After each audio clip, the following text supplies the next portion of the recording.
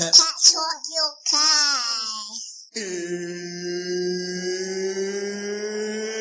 It's time! Everyone talk good game, but it don't really faze me. The man that ain't mad like Max, the boy that not murky like Ace B. And them gal walk the slide on the back bar, lean like a baby.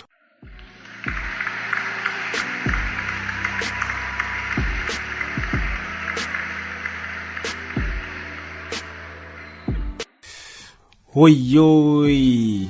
Welcome to the Pep Talk UK Sports Podcast, the podcast that talks the major boxing and football news from around the globe. Real points of view from a real panel. Hashtag real talk on Pep Talk. Please subscribe to Pep Talk UK on iTunes and YouTube. Don't forget to like, share and comment. Now I'm your host, Frankie B, and I'm joined by a sick panel. Firstly, I'd like to welcome from the capital city of France, Paris, Pascal. How are ya? Frankie B, tout va bien. Ici, tout va bien. And how are you, Frankie B? Mate, I had a bit of a mixed weekend. Arsenal were atrocious, but York Hall was live. Oh, my friend. Oh, wait. It was very good, you know. C'était très bien. We had a very good time. Very good night, you know. But you know what? It was such a good night at York Hall. It made me forget about the bad result that Arsenal had at lunchtime. 3-1 to West Brom. Seriously. Sacré bleu. Horrible result. But you're right, you know, the evening we had was very good, you know, very pleased. You know, once again, we saw the very lovely CC who came as well. It was very good to see her, CC, you know. And, of course, the Linus performance was fantastic. Fantastical. Now, Pascal, want to keep it moving? You want to shout out your social media? Bien sûr, my social media, ladies and gentlemen, is Pascal_Desad at Instagram and Twitter. Suivez-moi, s'il vous plaît, suivez-moi. Wicked. Now I'd like to introduce one of the Pep Talk ladies. It's Miss Money Penny CC. How are ya? How's it going, Frankie? I'm well. How are you? Thanks for having me on again. I'm doing well. Obviously, we were both at York Hall. Good night.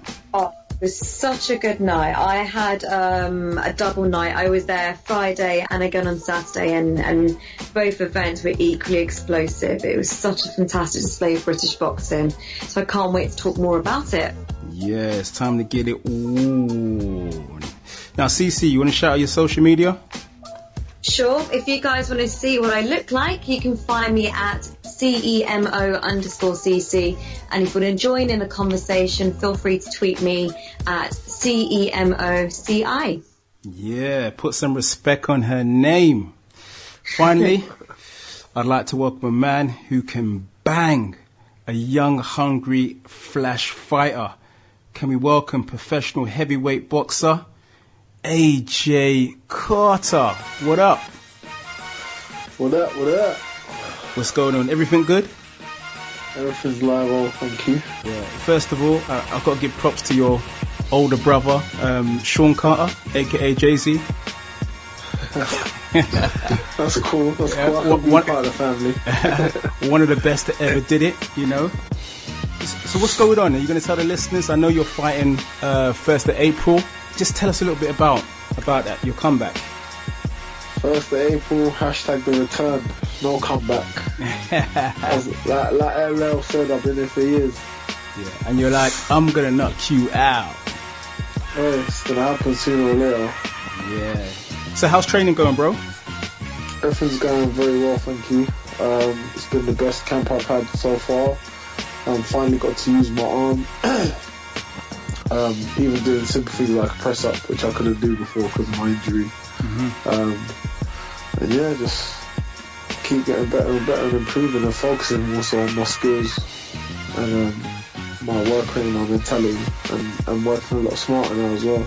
Yeah. So basically you're war ready. I'm always war ready. It's going to be serious. April 1st, yeah, it's going to be serious. Listen, my job is serious, and I take every single time I step in the ring very seriously. So I'm going to put on a professional display and an artistic display as best as I can. So how can people purchase tickets for the 1st of April? They can contact me on Instagram at AJ Carter Official or on Twitter at AJ Carter Boxing. Send me a message. I'll reply to them and you can get in contact from there. Jeez, AJ Carter got the hookup. Ladies and gents, attention please for the fight fans locked in. Attention please for the football fans locked in. Now it's time for some real talk on Pep Talk. Let's go!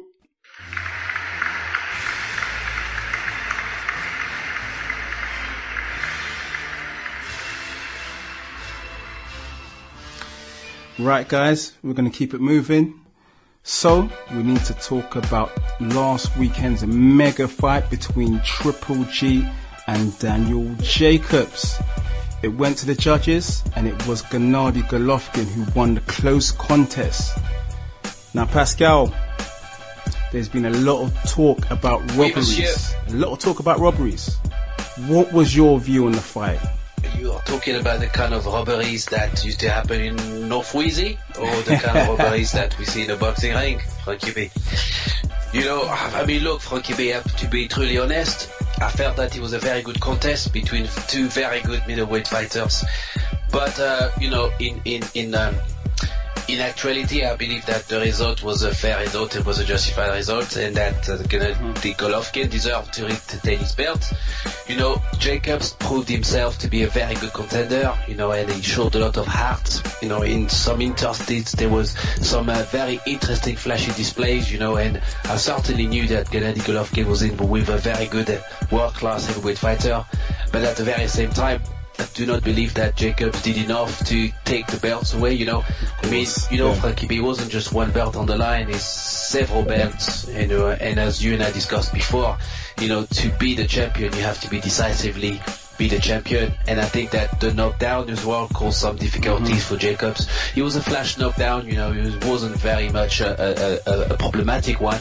Jacobs recovered really well throughout the fight, but I just do not think it was enough for him to win the fight, but he certainly won my respect, and as a result of the fight, I followed him on Twitter afterwards because I was very impressed with his desire. So you upped his followers, yeah? I certainly did, because, as you say, Frankie, you gotta put respect on people's names, and, win or lose, Jacobs to me was a very good fighter, and he deserves all my respect. A man that can beat cancer, and that can step in the ring with a, killer like Golovkin, and he made himself very proud, so he certainly doesn't have anything to be ashamed about. But, a rematch perhaps would be good, maybe later on next year, but I certainly would like to see Golovkin to unify the belt, against a certain Billy Joe Saunders. That'd be a very good fight, I think. I take it back to when Lennox Lewis fought Holyfield, the first fight. That was a robbery. But this fight was just too close to call. And if you want to beat the champion, you've got to do it in more convincing fashion. Of course. Gennady Golovkin landed, more punches. The power punches were landed better by Jacobs, though. Jacobs landed a, certainly higher number of power punches, but, overall the CompuBox, Floyd Mayweather said it very, very, very well. Men lie, women lie, but numbers don't lie, and the numbers in CompuBox were there to be seen, and the accuracy of the punches went for Mr. Gennady Golovkin. So congratulations, felicitations to the middleweight champion, but certainly, we want to see more of those fights because it was a very good fight. I was very entertained by it. Yeah, not only is Golovkin a G, he's a triple G. Now, AJ, how impressive Daniel Jacobs? Before I answer your question, I just gotta let Pascal know that it's actually my men lie, women lie, numbers don't lie. But no, I wouldn't say I was impressed by it because I expected him to do a very good job. he's a good fighter. You can see that if you watched his fights before. I don't think it was a blatant robbery. I do feel that he won the fight. And if it was just a contest, then he should have won. However, I'm in agreement that if you're fighting a champion, you need to take the titles and take the belt. You shouldn't just nip it. I think the champion has the luxury of having that comfort of knowing that he has to be decisively beaten. I did like, however, Jacobs responding a lot of the time when he was being hit with power punches and responding straight away with 2 or 3 punches, whereas Golovkin wasn't able to do that at all. But yeah, like I said, I would lean towards Jacobs. I would have said Jacobs won, but nonetheless, I wouldn't have gone so far as to call it a blatant robbery in that aspect. Most people now are saying that Jacobs performed so well that it was a win-win situation for him. Well, yeah, but I also believe, I think Golovkin has said that he's willing to give Jacobs a rematch, apparently. Don't quote me on that, but apparently he said that it would be a good fight. GG's a hell of a fighter, Jacobs has shown that he's a hell of a fighter, so to be fair, either of those two are number 1 and 2 in the division as it stands anyway. But obviously we knew Golovkin's a G, but would you now still say it's a triple G? You can't take away what someone has done based on one performance. And if he was continuously beaten like this for the rest of his fights, then you could kind of scrutinise what he's already done. But nah, he's he had the longest reigning middleweight since Bernard Hopkins, I believe. So you can't take that away from him. Now, CC, Triple G, most have said that Triple G has shown signs of vulnerability. Listen, I like Triple G. I don't think there's anybody who doesn't like Triple G. There's a lot of respect, but I personally had Jacobs win that fight. But then again, I am also a fan of the underdog. Correct me if I'm wrong, I thought it was the first time that Triple G was taken to the full 12 rounds since 2008. I think someone else has done that before. So actually, huge credit given to Jacobs for that. What impressed me about Jacobs a lot is how he opened up some rounds as a southpaw, then back to orthodox, and he was so slick in the way he switched that. Personally, it confused me. I can only imagine it confused Triple G, but he's a technical fighter, so he took it quite well. But I truly believe that it was almost like Mayweather versus Pacquiao 2015. All over again, because I felt we saw a very mundane Pacquiao in the same way that I felt we saw a very mundane Triple G. Jacobs, in my opinion, outboxed him, but then looking at the statistics, CompuBox, statistics do lie, and it shows that there was the punch rate from Triple G was almost double-fold. Jacobs said, it was a close fight. Jacobs also put an Instagram out there saying, I know who the true champion was. He hasn't come across I mean, I think he's still come across as quite humble. He's not become egotistical in any way, and I like the way he took it. And I think he showed it. You're right, bringing it back to full circle to what you said.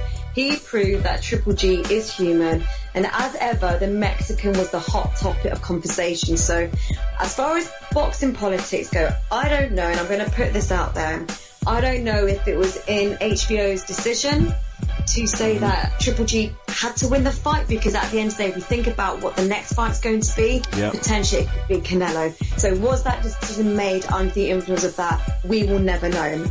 But fans obviously want to see the super fight happen with Canelo. But of course, we all know that it's being desired by Billy Joe Saunders that there's one belt that Triple G hasn't got his hands on, but it's about time we saw a unification. So I want to see that happen too. But can I just also say, Andre Rosier, the trainer of Jacob, he is my ultimate corner man. I want his voice to be my ringtone. He just has the best words of motivation. He's fantastic. I love listening to him.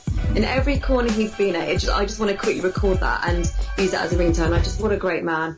What next? Let's see. But definitely, I think whatever Triple G does next, the fans are going to follow. The whole boxing world is going to follow. Yes, they certainly will. Now, on the same card, the number 1 pound-for-pound fighter, Roman Chocolito Gonzalez, suffered his first career loss via majority decision. Now, Pascal, the shock around the world. But some people are saying, in fact, it was a robbery this time. Well, I'm not so sure. I mean, Frankie B, the fight was very much like watching Dragon Ball Z, Vegeta against Goku. And certainly, Goku was having the game because, the punches was just relentless, Between the two boxers, they threw just over 2,000 punches, which was incredible. It was a very, very good fight, very entertaining fight. Some people call it the fight of the night because, there was so much going back and forth. At times I was concerned. I thought that his Manny Pacquiao gone down in weight division because Javin fight very much like a Manny, certainly the movement and you can see there's a lot of influence in that from Manny Pacquiao. Very big influence, props to Manny Pacquiao because he's influenced a whole generation of fighters in the Far East, certainly in that part of the world, and he's working very well, I believe that Gonzalez, unfortunately, the knockdown and also the point deduction, led to the result going to the young Thai fighter. Had Roman Gonzalez not conceded that knockdown and the point deduction, perhaps he could have had a draw. Perhaps he would have retained his belt. But let's face it as well. Gonzalez doesn't have the best defense in boxing. He's certainly a very good, come forth and exciting fighter. Great combination. But the defensive element of his fight game has not yet improved, and and I believe that the result to me was a fair result, and certainly had Javin win the fight, but it was an incredible fight, and certainly I'd like to see it again. And you know what? Just over to you, AJ Carr. It looks like a knockdown is very much the crucial factor. Would you agree with that? I wouldn't necessarily agree with that. I think it depends on how close that fight is, and people can try to use it, but at the end of the day, a knockdown is just a point. You can have a 10-8 round by absolutely obliterating someone without knocking them down. It just all depends on how you're fighting, really. Unfortunately, I wasn't able to actually catch that fight, but from what I've just heard, I would say that was the guy from Thailand? From Thailand, yeah. I would say he must be a very exceptional fighter to go the distance and compete with Chocolatito, because Chocolatito is a good fighter himself, a very, very good fighter. Going on to a conspiracy theorist kind of thought is if you want to take the limelight away from that robbery, you would then do the robbery in the Golovkin Jacobs, and people would talk about that as opposed to the Chocolatito one. Now, CC, Roman Gonzalez, he must be screwing, because had he won the fight, he was very close to equaling Mayweather and Marciano's all-time record. Must be screwing. I know. That's got to be one of the biggest upsets ever, to be so close to the cherry on top and then have it ripped away from you. But I mean, what a way to debut your first fight on US soil. That is going to cause one of the biggest upsets in boxing. I personally love this division.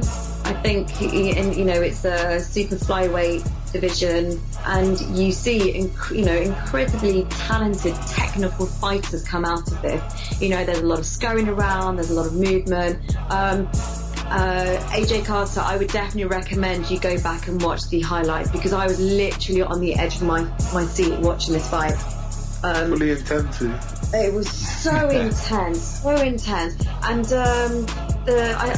I'll be honest, I have a bit of struggle trying to pronounce his name. Srisake Wungavasai. I'm going to do my best there. Just say Sagat from Street Fighter. Sagat, there we go, Sagat. He didn't telegraph his punches, and it was very interesting because he kept his arms close to his hip, and he was shooting from the hip, and the power and the range that came from that hip.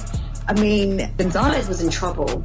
He was in trouble, but he persevered through what I felt was a brutal slugfest. The deep gash on his right eye obviously impacted his performance. I thought it was going to be a knockout, but he turned it around.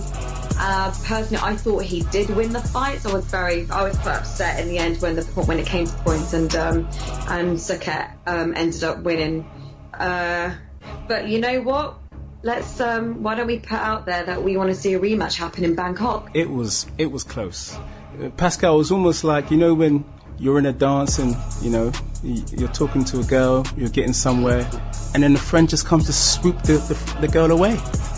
Yeah, of course. You know, unfortunately, it happens too often these days in the clubs, you know.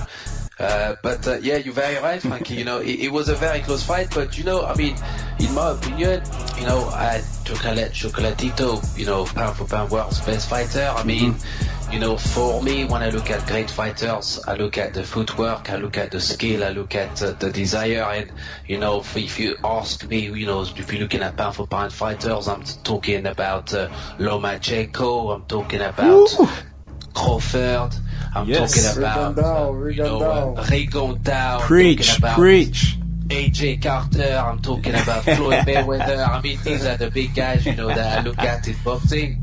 And certainly Chocolatito, for me, you know, you know, I say this a lot, but defense is a very important part of boxing.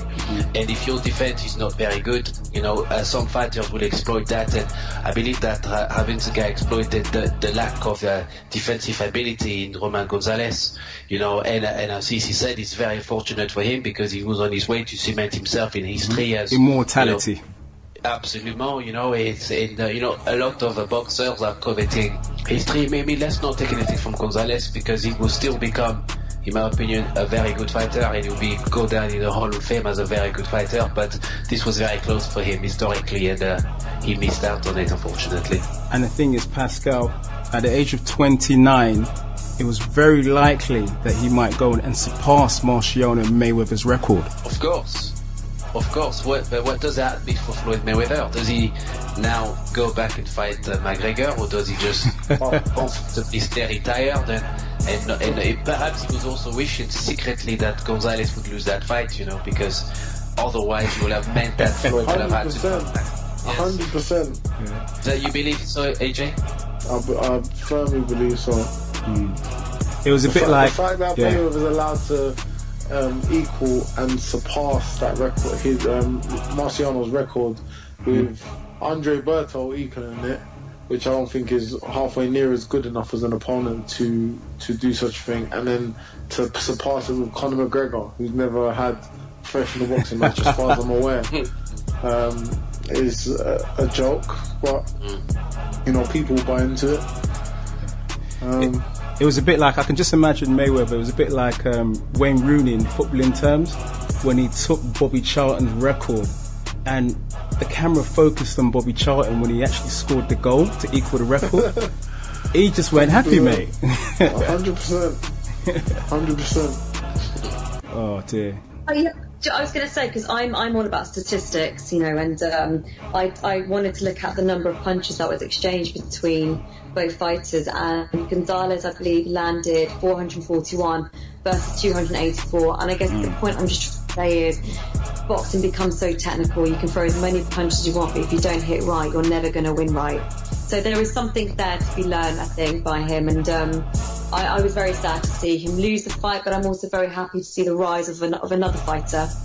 It was a bit like Santa Cruz against Frampton, the first fight. He threw 1,000 punches, he still didn't win. So, if you throw 50 punches and I throw 10, or you hit me with 10 and I hit you with 10, who wins? Well, heavyweight AJ Carter's going to definitely knock me out. But I understand your point of view. It's all about accuracy. It's about timing as well, not just throwing for the sake of it. You know, it's the effectiveness of what you're doing. Absolutely. Yeah. Well, anyway, moving on.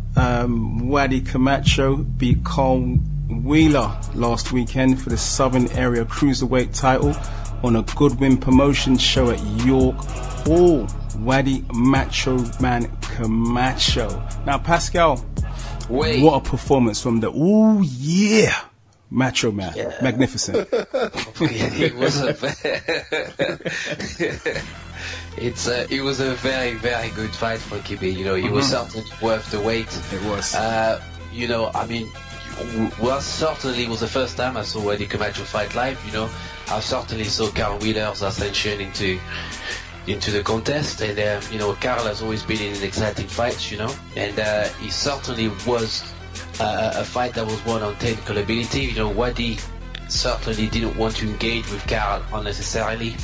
You know, Wadi, you know, kept his distance very well and, you know, controlled the fight very well with very good stiff jab, very good movement.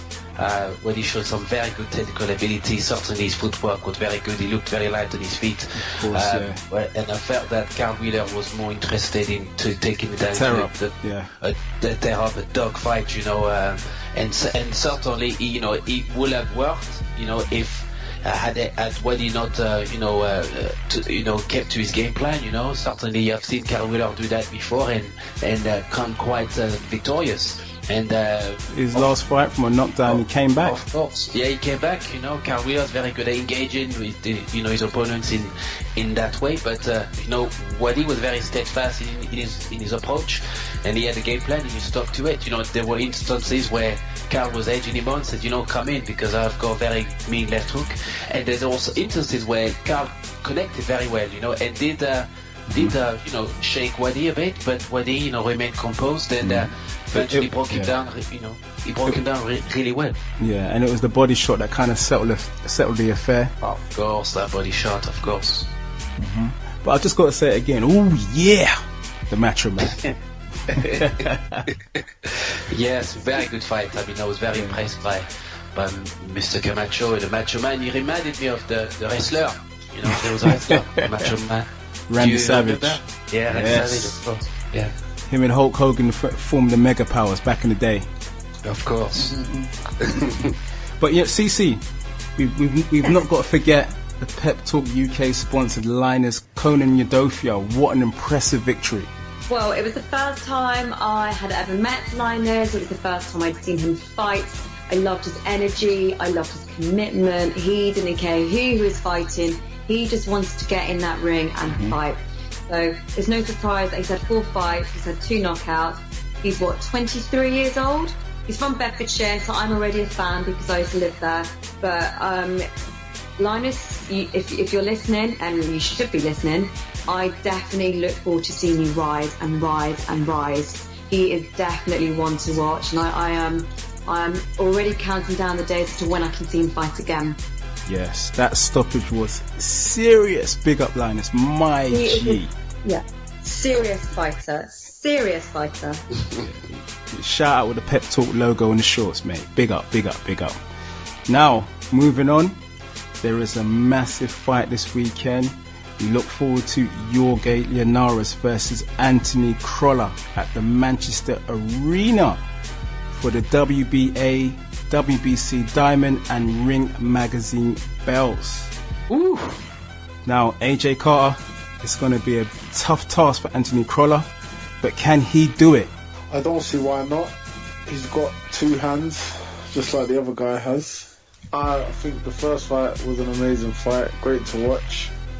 And I'd love for him to do it so they can have the rubber match, because I don't think those two would ever put on a boring show. But the thing is, Linares has showed that, you know, he can be beaten. He's got 3 L's. Well, anyone can take defeat. It doesn't matter if they got 3 L's, 5 L's or no L's. Everyone's human. That's why the whole thing of Golovkin not being human, I mean, if anyone ever thought that, then they've been watching too many cartoons. Oh dear. But Pascal, how you seen it this time out? Obviously, Crolla last time was, you know, he was very impressive, but Linares was exceptional last time. Oh, Linares, you know. Linares, okay, I like Jorge Linares because for me he's a very good technical boxer. You know, he's got very good footwork, you know, and he's a very good combination boxer. And he certainly, you know, dominated the first half of the fight very well against Antony Crolla, but Crolla also did come back towards the second half of the fight through the body punches. And also, let's not forget that Linares also, you know, cut very easily and, you know, and sustains quite a lot of facial damage during fights. So, you know, if I was the Crolla corner, I would certainly look to go through the body very early on, because Linares' strength is that he's got very good movement. Slow the man down, yeah. So slow the man down very early on, work the body straight away, and certainly try and end the fight on a TKO, you know, technical knockout, because, you know, if Crolla doesn't do that, I'm afraid that Linares will probably still maintain the victory the second time round, because he's an exceptional fighter, you know, and there's also a lot at stake. You know, you mentioned there's a diamond belt. We know who doesn't like diamonds, but also there's an opportunity. Throwing up the rock. Of course, but there's also the Mickey Garcia fight as well, you know, potentially for both of the fighters. And, you know, I mean, I think that Crolla was certainly quite fortunate to get the rematch, because, you know, we talk about rematches, you know, I mean, just this morning I saw Kovalev, you know, on Instagram calling out Andre Ward, calling him a woman and all kinds of... Yeah, calling him a mofo, yeah. Yeah, of course, you know, and that was a very good fight, and these are the kind of fight that the fight fans and the network want to see, because, you know, the fight was quite close, and the controversy, the debate that boxing can actually bring.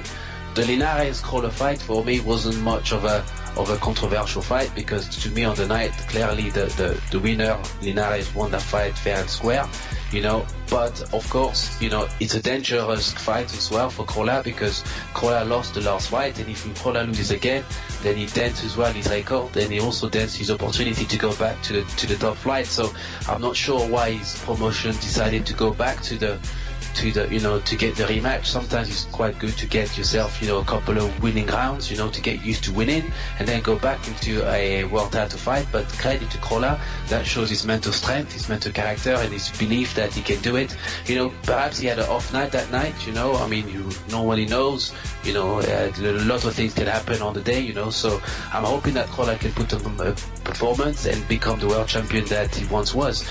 But if I'm truly honest, I think it will be a very difficult fight, and Crolla will have to surpass his performance of the first time to win it the second time round. I agree. It should be epic. Ready? Now it's interview time. Ahead of Dovebox Promotions and Hatton Promotions card entitled The Battle for Britain at Crystal Palace on April the 1st, our boxing correspondent Shaz managed to get some pre-fight interviews as part of the build-up. First up is the main man of Dovebox Promotions, promoter Tommy Dove. Pep Talk UK joined once again by Mr. Tommy Dove of Dovebox Promotions, who's arranged the Battle of England, is it? Is it the Battle for England? Battle for England. Battle for England, and who's headlining it for us? Headlining will be Dominic Akinlade versus Nathan Gorman, Ricky Hatton's young heavyweight. That's a big fight. It's a fantastic fight. How are you calling it? Well, I wouldn't like to say too soon, but obviously I fancy Dominic with the home advantage. But it's going to be a huge task. He's got a massive task in front of him, in front of Nathan Gorman. Nathan Gorman's a very talented, young, ambitious heavyweight. Obviously guided by Ricky, he's in good hands as well. So we know the size of the task, and it's about Dominic just making sure that he delivers on the day. He's already a top 10 British heavyweight, Dominic.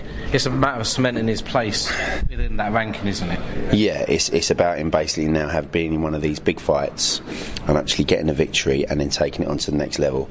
There's a cluster of heavyweights at the moment slightly above him, you know, your Dave Allens, your David Prices, your Ian Lewisons, those type of guys, and if he wants to get into that mix, he has to win on April the 1st.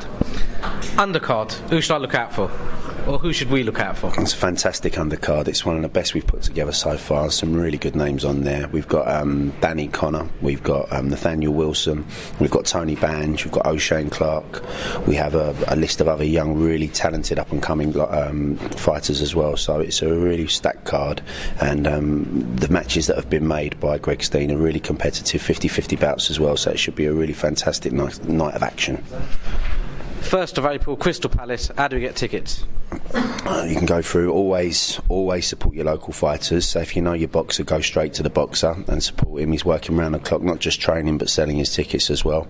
But alternatively, you can go through our ticket agent at Ticketmaster. Tommy, best of luck. Cracking show you got lined up. We'll be there. Let's have it. Thanks, Chaz. See you soon, mate. Battle for England. Now let's hear from the top gun, Dominic Akinlade, who was headlining the bill as part of the main event. Pep Talk UK are joined by the other half of the main event, Mr. Top Gun, Dominic Akinlade. How you doing, Dom? I'm very well, my friend. How you doing? Dom, for The duration of the time I've known you, we usually meet, we greet, we're happy. I'm scared. You've got a menace to you today. What's happening? I'm pissed with myself, you know, and I've punished myself for the last 3 weeks, and I'm going to punish myself for another 3 weeks until this fight. Once this fight is over, then I can get back to myself. You're an established top 10 British heavyweight. What can we expect come fight night? A war. It's literally do or die for me. That's it. Nothing else. How's training been for the last couple of weeks? How have you been focusing? What's the motivational factor for you? To win. The last few weeks, I've just tortured myself every day, 2-3 times a day. I'm just very determined. I just want to get this one out of the way. Like you said, it's do or die, a win. Dispatch of Gorman, what's next? I'm not thinking about anything else. I did that once and I paid for it. I'm not overlooking this guy.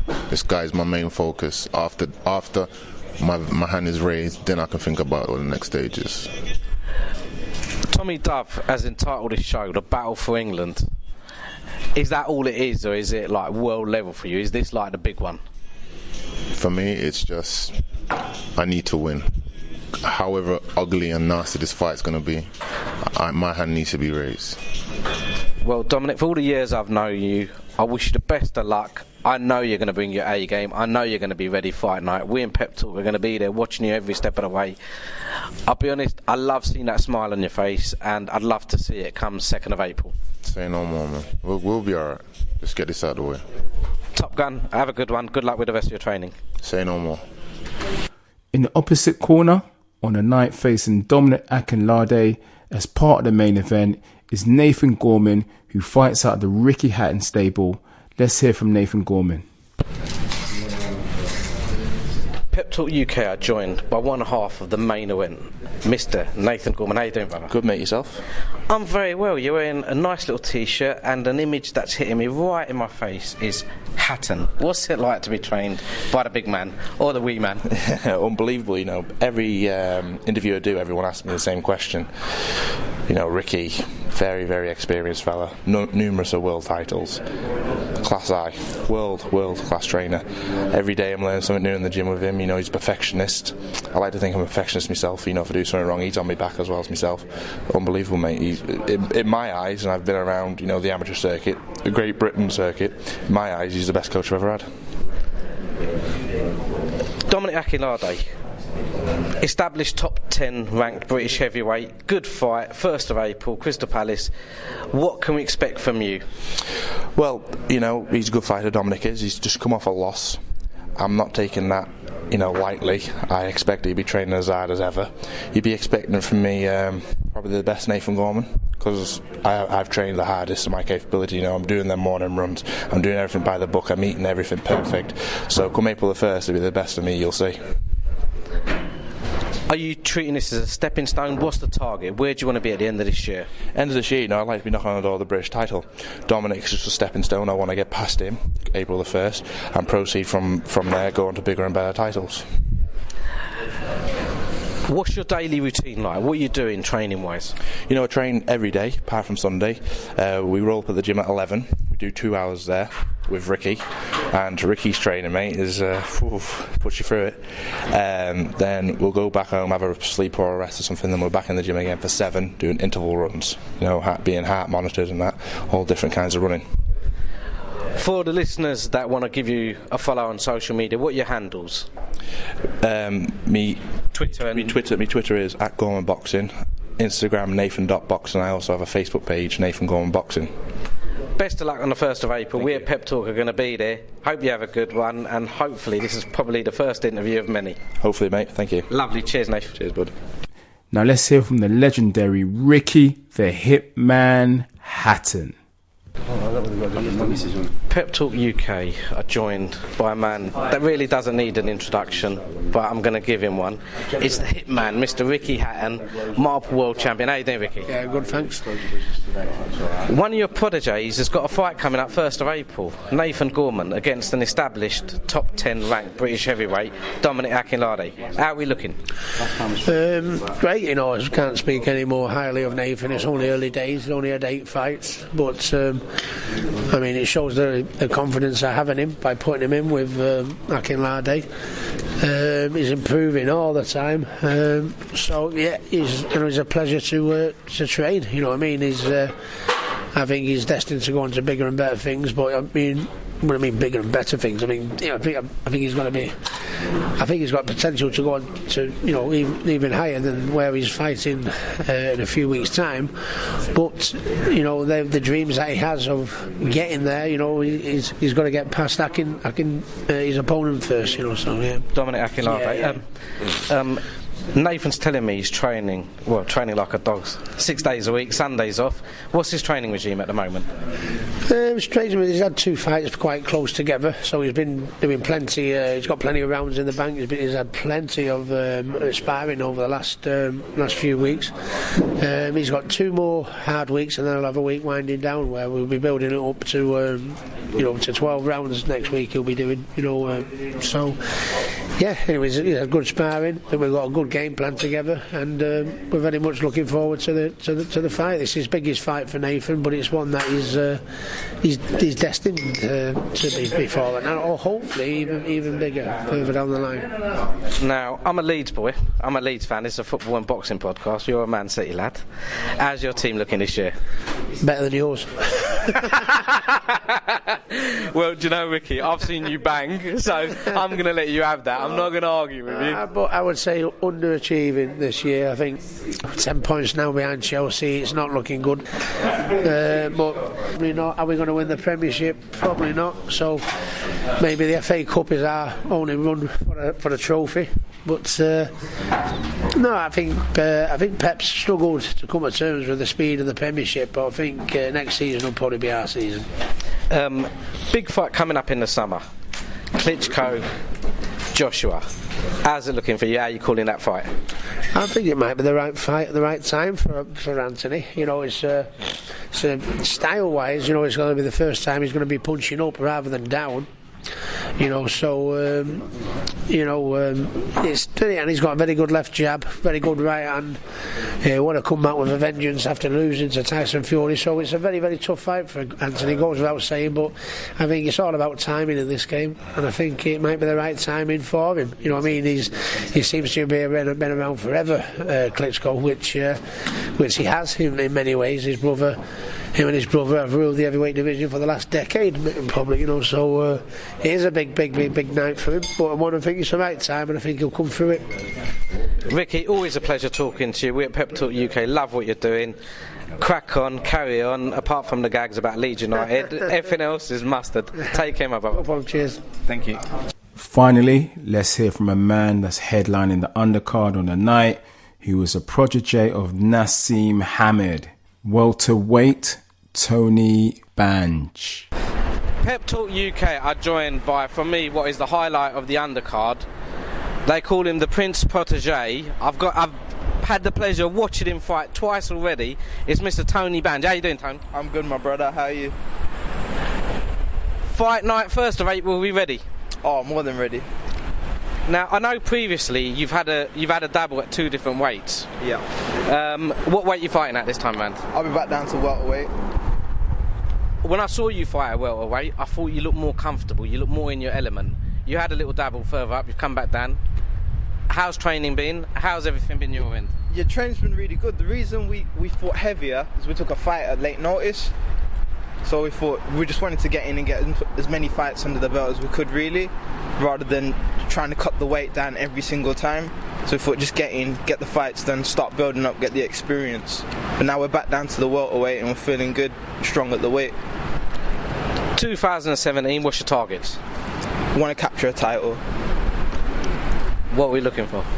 An area title, some Masters title, hopefully an interim title. Just want to get a title. Now, with this, you're described as the Prince protege. How much involvement does Naz have in your day-to-day routine or your development? I see Naz probably once every week. He always comes down to the gym, watches me, gives me pointers. But I just get on with what I've got to do. I mean, if I need him, he's always there for me, really close. So I just get on with it, basically. Now, you're from the Steel City, which means you've also got access to the likes of Kilbrook, Kid Galahad. How do they assist on a daily basis? I'm not actually, I know I've got the accent, but I'm not actually from up north. I'm actually a London boy. But you spend time in and around them, or no? Nah, I've been up there once. So you're a London boy. Yeah. What part of London are you from? I'm from Windsor, Wraysbury. I grew up in Hayes, but moved out to Windsor, Wraysbury, not far around the corner from Naz. Cool, well that you learn something new every day. For all our listeners that want to give you a follow on social media, what are your Twitter and social media handles? I haven't got a Twitter, but I use my Instagram, which is Tony Bange on Instagram, and my Facebook, which is Tony Bange on Facebook. Lovely. Cheers, Tone. Good luck fight night. We'll be there watching you put another win under the belt. Thanks, brother. You take care. Cheers. Too. Nice. Now it's football time. So, Pascal, once again, it's Groundhog Day. And the major debate is Arsenal, who went down to West Brom 3-1, bro. Wow, I think certainly, it's about, the lack of strategic input from the manager. I mean, we all know that Wenger is a better attacking manager than he is a defending one, and certainly over the last couple of games, certainly the most important games, Arsene Wenger has failed to deliver the winning strategy, failed to deliver the management style required to win those games, and the recent defeats at Liverpool, the recent defeats at the Emirates against Bayern Munich, it's just back not to good back enough. 5-1s. It's terrible, completely terrible, and so can you even believe that you can win against West Brom because your confidence gets eroded? Every defeat, does something to you mentally, and it's very difficult to pick up yourself up, even as a professional. You have to galvanize yourself, and the manager's job is to do that. The manager's job is to instill confidence, is to instill belief. But if the manager is not performing, if the manager is not selecting the right players to bring those winning victories or those winning combinations, can you trust the manager? Can you believe in the manager? Can you even believe in your teammates anymore? Well, Pascal, apparently it's been reported that Wenger is in fact staying, mate. There's talk of a new 2-year deal, mate. Arsene Wenger, that reminds me of the relationship between my mom and my dad, when my mother wanted to keep my dad out, and he decided to sleep in the living room. So you've got two people that live in the same house, where one person doesn't want to stay in the house but decides to stay. And Wenger is very much that, Is it a case of MC Hammer, too legit to quit?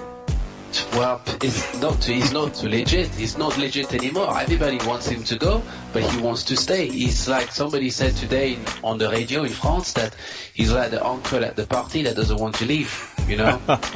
House party when kid's dad walks into the party. Of course, he's like the old man at the club, who likes to hang around the young people and, believes that perhaps he can get number, but there's no number for him. There's none.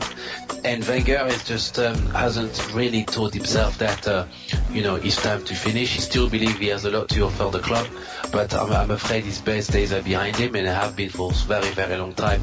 And can you believe as a manager to bring in something new? Can you look to him as the manager of the future? I mean, people need to start looking at that. If this is the future of Arsenal Football Club, every club around the world are looking at the future. You've got Zinedine Zidane in Real Madrid. You've got Spurs who have Pochettino. You have Manchester City who are looking at Pep Guardiola. Even Manchester United, I've got Mourinho, but they're looking at younger managers that can be there for some time, but they're still innovative tactics. I mean, Wenger is a professor, but not anymore. It's time for him to retire and to come back to France, go to la Côte d'Azur, enjoy yourself a Saint-Tropez and relax. He has plenty of money there. He can have a very good time. and he can play golf. He can, eat wine and drink wine and eat cheese. This is certainly the kind of lifestyle that Wenger should be aspiring to do. To me, the job at the Emirates Stadium has become too stressful for him. The media scrutiny is taking his toll on Arsene Wenger, and to me, he's lost the dressing room. He's lost the desire of the players. They're no longer interested anymore. They're mentally fragile, and it's going to become even more difficult for Arsenal to become, part of that elite club of football in England anymore. I think that the top 4 this season is completely out of the question. Ooh. Arsenal dipping out the top 4. Pascal said it. Now, AJ Carter, as a Spurs man, I bet you are loving this. I bet you're singing, "We want you to stay. We want you to stay. Arsene Wenger, we want you to stay." I bet you're singing that every week now. I'm sorry, I fell asleep there with that same old Arsenal talk every year. That's a nice one. But you singing that? "We want you to stay, Wenger." Do you want him to stay? I mean, it doesn't really matter, really. I think we should always look at our own ship and how we're doing. At the same time, we're always flying high around this season. Like I say, it's how you finish. It's not how you start. Well, it is how you start. It's how you are in the middle. And that's how you complete the season. Not just about the first 2 or the last 2, because those can be detrimental. I would say though, Pascal, you said Arsene Wenger is an attacking manager, but he doesn't seem to buy any attacking players, which I don't understand. So he buys attacking midfielders, isn't it? Midfielders. Look, in terms of attacking players, Ozil is an attacking player, Welbeck is an attacking player, Giroud is an attacking player. You're telling me players over the course of like 3 seasons that he bought. I'm talking about last season. Oh yeah, he didn't buy one single outfield player. Do you remember that? But we've got Lucas. Lucas Perez is an attacking player. You see, this is what happens with Arsenal. They start going onto the bench. You ask them if he bought. They start talking about bench players and academy players. Okay, yeah. So what AJ's saying, he's basically talking about like top attackers that go straight into the starting 11. That's what you're saying. Yeah. But look. I agree that recently Arsene Wenger's transfer policy has not been the best. He's certainly not been able to bring the world-class players into the club. The club always complained that there's not enough money in the transfer market, but I don't believe that's true, because last year Arsenal spent close to £100 million. There are talks again this season that Wenger's been given another £100 million to go and buy players, but he's a type of player that nobody knows, that nobody cares about. And Wenger, except for perhaps Ozil and maybe Sanchez, he's not really been able to bring in any more quality. Pascal, are you an Arsenal fan? Of course, I'm a very Arsenal fan, but I'm a discount. So it sounds like, because you're just defending him to the highest. Yeah, but because only recently his transfer policy hasn't been that good. I think it's been a lot more than recent. 10 years, bro. 10 years. But listen, we've had some decent players. Obviously they had. Decent doesn't win your Premier League or Champions League, does it? But if you look unless at you're Leicester, but Leicester, exactly. Leicester have been very good, but we bought badly. Jorginho wasn't the best player. We bought plenty in Sanchez. We bought plenty in Ozil. What about Andre Santos though? Okay, Santos perhaps was a bad mistake. That's a very bad mistake. But you're allowed to have those mistakes sometimes. But overall, I don't particularly see that Arsenal has done badly. There was this North Korean player as well, which hasn't played the game yet. Decent Park. Yeah. So what? Do you think he should stay or go? So for me, Mr. Carter, I think that it's time for Arsene Wenger to go, because I thought you said he hasn't done badly. Well, look, if you compare Arsenal in terms of the consistency throughout the rest of the league, we've been very consistent in terms of what we've achieved. So you can always believe that Arsenal will finish 4th, and you can always believe that Arsenal will go to the Champions League, and maybe in between some seasons they can win the FA Cup. But the frustration for the fans and for the rest of the league also is that Arsenal are not competing and not play to the full potential. And that is what people are upset about the club, neutrals as well as supporters of the club.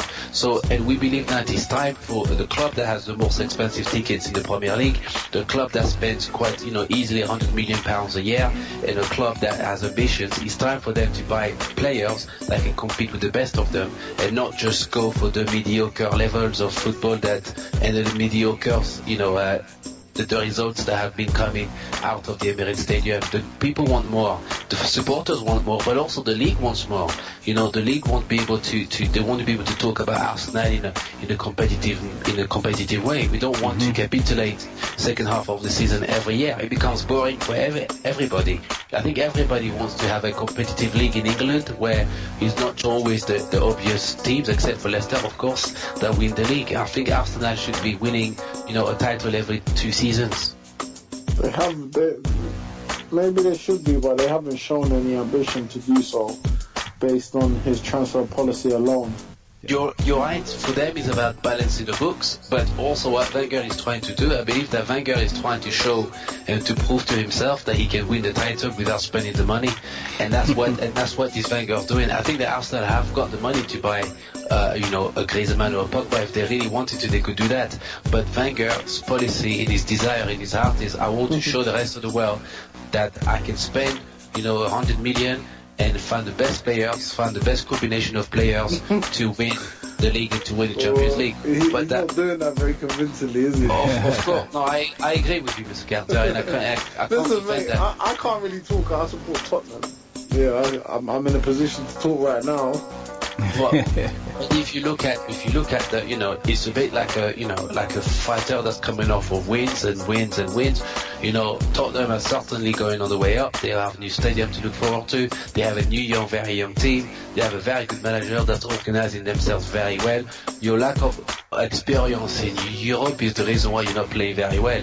But once you start to become accustomed to the Champions League, it becomes almost mentally acceptable for you to start going and look forward to winning games.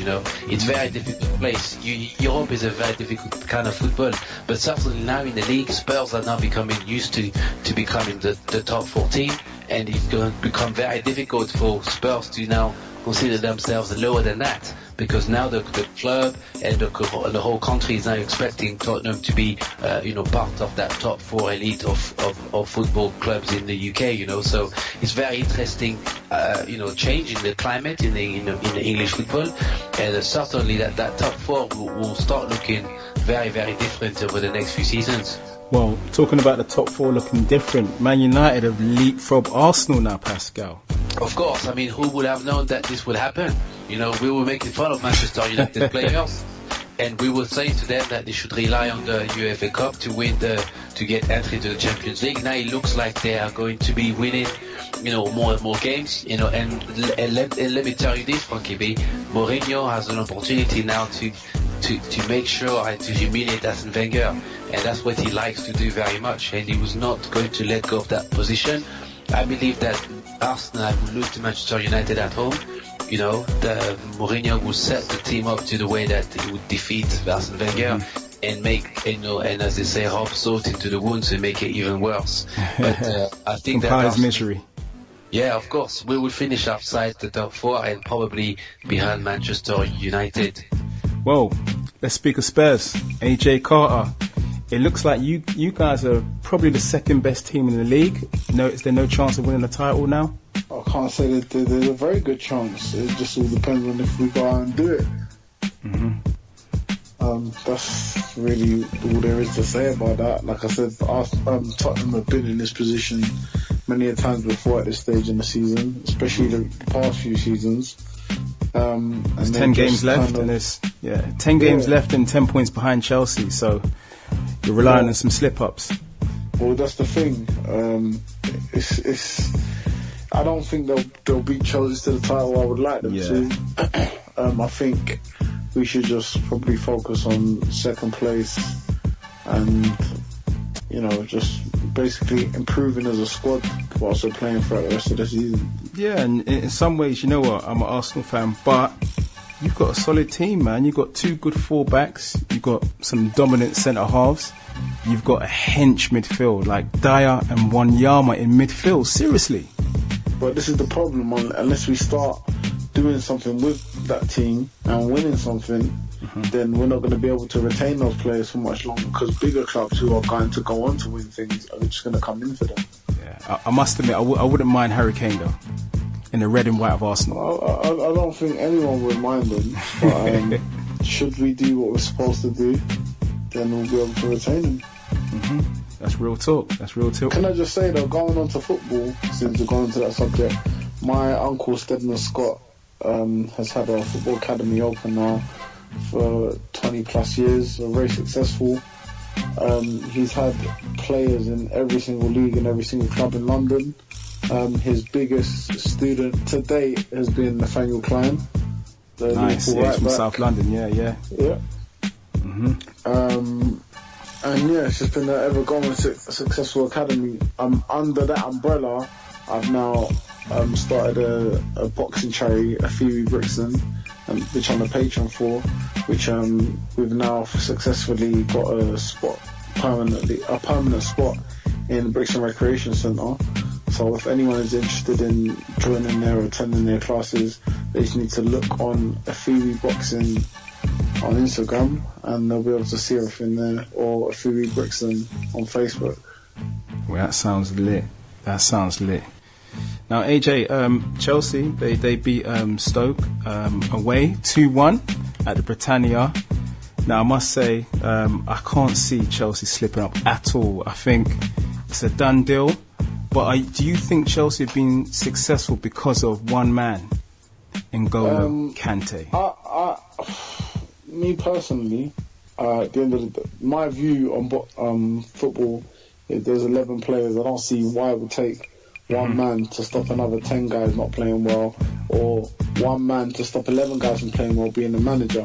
I think if they all work well together and gel well together, they can do that. And I think Kante has helped, but I think Conte has helped massively as well. And whatever methods he's using and doing, which has worked successfully with Juventus, has worked to a degree with Italy, and is now clearly working with Chelsea. Whatever formula he's using, it's working great. Yeah. Antonio. Now, Man City 1-1 with Liverpool. Now, Pascal, Liverpool, they always seem to do well against the big teams, but should they have won this game? I felt that they let Manchester City back into the game, but also, let's not forget, Manchester City is going to be a very dangerous team, with the likes of Aguero. He can always do the spectacular, and it was, I think for me, it was a well-deserved game, and a well-deserved point for Manchester City. But let's not forget, when you have quality in a squad, anything can happen. And that's the important thing, is having the quality player, the type of players that can turn up at any given time. And Aguero certainly is that kind of player. I mean, will he stay at the Etihad Stadium next season is a question that only Pep Guardiola can answer. I personally think that Aguero could be on his way out, And for me, I would love to see Bange put in a cheeky bid for Aguero. Bange? Oh, no, please. He would, He'll go for Aguero's cousin, mate. I'm allowed to dream a bit, but Aguero at Arsenal would be fantastic for us. I mean, he's the right height to start off. He's very small. We have a team of very small players, so he would certainly fit into the Arsenal play. But can you believe having Aguero and Sanchez in the same team? Could be very dangerous. Could be very good for us. This is the problem. I'm not trying to offend anyone, but this is the problem with Arsenal fans is they sit and they concoct ideas in their mind, and it's almost like those ideas, the fact that Arsenal could go and buy them is good enough for the fans. But you know what, AJ Carter, what really does my nut as an Arsenal fan? Before we play a team, Wenger always says I could have bought him. Do you know how much that pees me off, mate? Listen, with all due respect, like I say, Spurs has been my childhood team. If I had to pick a fantasy team in the Premier League, it's always been Liverpool. Liverpool are probably the most frustrating team to watch They play amazing football at times, but just in general, in terms of their business and how they end up, especially a couple of seasons ago, almost won the Premier League. They're probably the most frustrating team. Building up players, letting them go. That was Gerrard's fault, wasn't it? Literally, he said before the game, let's not slip up, and then he slipped on the pitch. It's just the worst. And then I was just hearing irony. I just kept hearing DMX's song "Slipping," you know, after that as well. It was bad to see, but like I said, I think for Liverpool fans are probably the most frustrated. They got a great manager. They just need to pick the right guys. They need to get that Mignolet. I don't know what the hell he's still doing in goal. It's a clown. I think every night he needs to pray to whoever it is and thank that he's still their number one, because I do not know. I'm sure any of us could go in there and compete. But AJ, just staying with you here, we have a big game tomorrow. We have Germany playing England in a friendly. Now, I must admit, I'm totally not gassed by Southgate becoming England boss. Are we really interested? Do we really give a damn about England now? Personally, no. I mean, England are happy just to win games right now, which is very odd because aside from Spain, aside from the Spanish national team, they're the only national team that all their starting 11 play in the same league. So they have a very similar style of football, which is quite odd that they constantly lose. I've got to say that Germany, I know for a fact, it might be a friendly, but Germany don't play friendly. They're coming for business. So they need to be on the lookout. I don't know why Southgate is number one. I mean... There was no one else, bro. No one else. It shows... I mean, if they really wanted to, I'm sure they could have drew out Harry Redknapp, worst case. It just shows that, to me, it shows your ambition going forward, who you appoint as your chief, your head in command. Pascal, are you still laughing at England over there in France? Well, I mean, look, we certainly have to make sure that we also qualify for the World Cup, and certainly the preparation towards that is very important. But look, I think that for Gareth Southgate, he certainly has an opportunity to certainly for young managers, to hope to aspire to become new England, coaches in the future. So I certainly want to support Gareth Southgate. I don't want to laugh at him too much because, if Gareth Southgate doesn't do well in this campaign as England manager, then you'll always look for the older and more patriarchal figure in English football to manage. And it could be Tony Pulis as the next boss. It could be Tony Pulis, of course. There's a song that we were singing in Paris when Arsenal lost. Do you remember that song? Woo woo! It's the sound of the Pulis. Woo woo! Because Pulis did very well, but look, Pulis is a very good defensive coach. So if the problem is if England can win or qualify their way through the World Cup and the semi-finals of the competition by set pieces football, then why not? Sometimes it doesn't matter how you play on the pitches if you get the results that are needed. But I want Gareth to do well because as I said, for young managers, it's important that the FA in England look to the young people and look to the youth because they're the future of the club, they're the future of the country, certainly the future of the team. And there's too many people that do not understand football and the culture of football that are responsible in appointing the managers and making the right decisions. So fair play and congratulations to Gareth Southgate, and I wish that the game against Germany is not too a difficult game because as the educator said, though it's a friendly game, the Germans are coming to English soil to beat them. It's not going to. It's not coming to. They're not coming for a friendly game because it's going to be a very competitive game of football, and they'll be coming in very, very proud, very, very ready to inflict defeat in England. I mean, if you remember when England went to Germany and they beat them 5-1 in a friendly, we still talk about it now. That game is for a lot of English fans is a game that is a historical game because Germany were beaten 5-1. I mean, Emil Heskey scored a good goal, for goodness sake. It was one of those superb performances. So, we won't forget that. So it's going to be a very interesting game. But I want England to at least, perform well. I think a 2 draw should be a good result. So what you're saying? 3 lions on the shirt? Oh, I would believe so. 3 lions, yes. 2-2 for me. 2-2 will be a very good result, a fair result. It's not going to be any fish and chips business. Now that's our time. I'd like to thank Cece. I'd like to thank AJ Carter. Before we go, sorry, can I let me just? I want to give a massive shout out to all my Carter squad out there, because they're the guys that have been behind me, been supporting me through my ups and downs, and I appreciate that, and I can't wait to see them all there at my fight on April 1st. Yeah, big up the Carter squad. Now that's our time. I'd like to thank Cece, I'd like to thank AJ Carter, and I'd like to thank Pascal. Join us again next week for another Pep Talk UK podcast. Thank you. Boom. Pep Talk.